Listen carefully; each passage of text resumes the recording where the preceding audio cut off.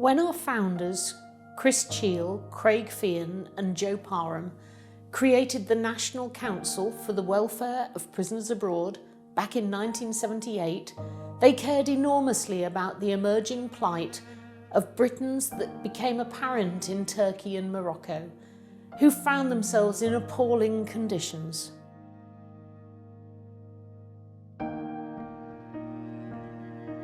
We knew that the time was right because when Chris Cheel came back from Istanbul, it was quite obvious that the need was there.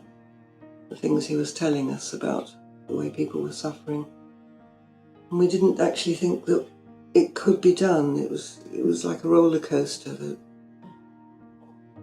setback after setback, and we kept on and on and on, just trying and hoping that it would work. And the longer it went on, the more afraid we were to stop, because we'd have wasted all that time and effort. And I just can't believe that it's still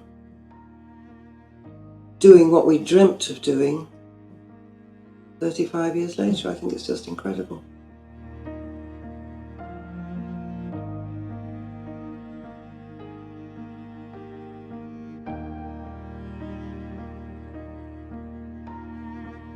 The fight to create and maintain the organisation that became Prisoners Abroad, that would help people in a completely non-judgmental way, turned out to be insightful.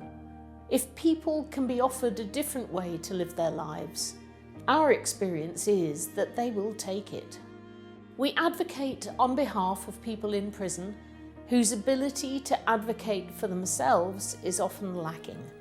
Many have family and friends who stay in touch and care about what happens to them, but many have no one looking out for them. They feel isolated and forgotten. People have said that I must have seen a lot of change. Well, I have and I haven't. Nothing has changed, and yet everything has changed.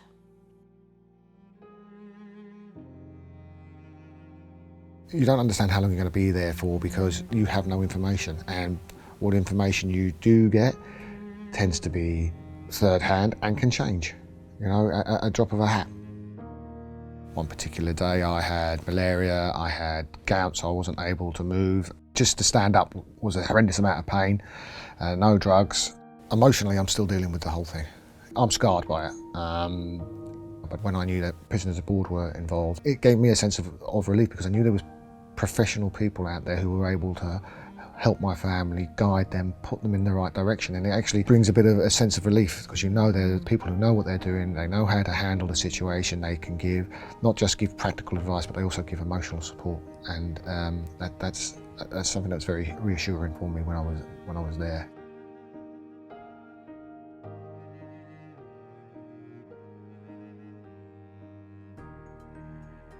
The brutal reality is that some prisons around the world remain dangerous, dark places where you learn to survive in the harshest of conditions. And at their worst, prisons in South America and South Asia mean guns, gangs, corruption, squalid, overcrowded and unhygienic conditions with no medical support, nutritious food or clean water unless you pay for them.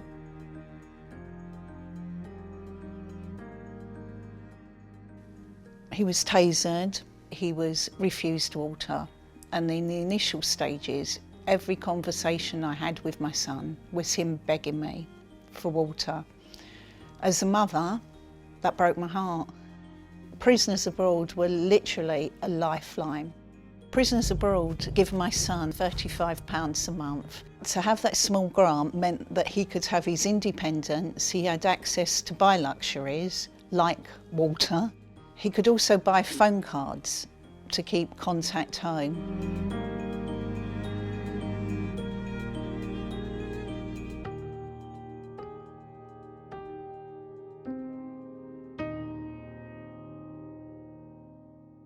I spent 4 years in prison in Panama, in a cell I shared with 46 other men. My bed was a space on the concrete floor by a filthy toilet. If I protested, guards took me to a punishment area and bound my hands and feet. They pulled a plastic bag over my head and beat me. I lived every day in fear. For days, we had no water to drink except dirty rainwater used to wash our clothes. In prison, if you don't have money, you're dead. You can't live off the scraps they feed you. I saw a man hang himself because he couldn't take any more. This is prison in Panama.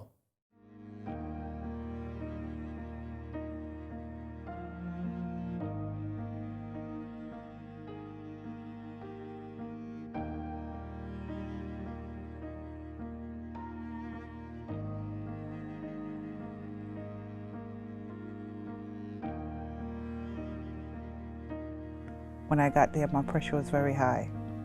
And the doctor who see me suggested to the officers I was to come back. And then for about 15 days, I had no medication. So I was complaining for pains and no one seemed to care until the pain got really bad and then I collapsed. That's when they thought it was serious. And by the time I got to the doctor, rushed to the hospital, that's when I had the heart attack. A letter was a very important thing to everybody there. So when it was your birthday, Prisoners Abroad would send you a birthday card with all the staff side, and at Christmas, and you felt really good because you don't know these people and they make you feel so welcome. So just getting something from the outside was important.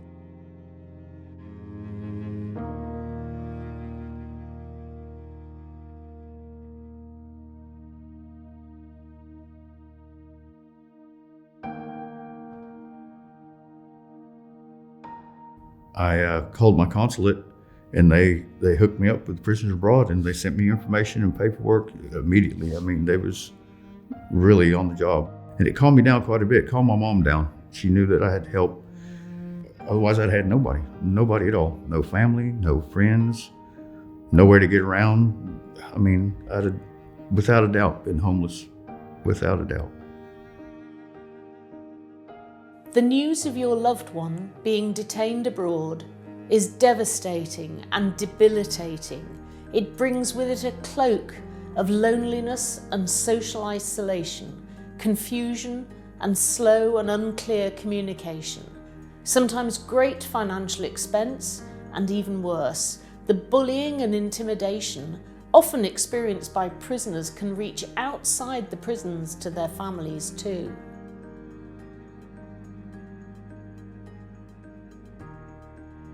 My daughter was working out in Ibiza, which she did every summer. She met up with somebody and she got into a bad situation and she was arrested with him.